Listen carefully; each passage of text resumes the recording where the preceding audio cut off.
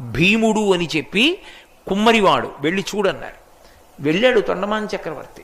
వెళ్ళేటప్పటికి ఆయన కుండలు చేసుకుంటున్నాడు. కొయ్య వెంకటేశ్వర స్వామి మూర్తిని పెట్టి మట్టి తయారు చేసేటప్పుడు కుండ మొట్టమొదటిది చేయగానే విరిగిపోతుంది. దాంతో బంకమట్టి తులసిదళం చేసి ఆయన పాదముల మీద పెట్టేవాడు. స్వామి ఉన్నాడు అని నమ్ముకునేవాడు.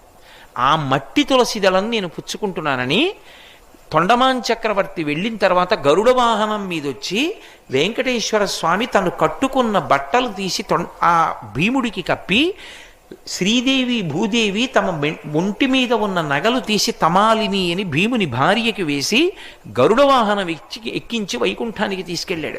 యథార్థంగా జరిగిన గాథ భవిష్యోత్తర పురాణంలో. కాబట్టి ఒక్క తులసి దళం ప్రీతితో కాని భగవంతునికి సమర్పిస్తే ఆయన పరవశించిపోతాడు. మీరు రొట్ట తేవక్కర్లేదు, భక్తి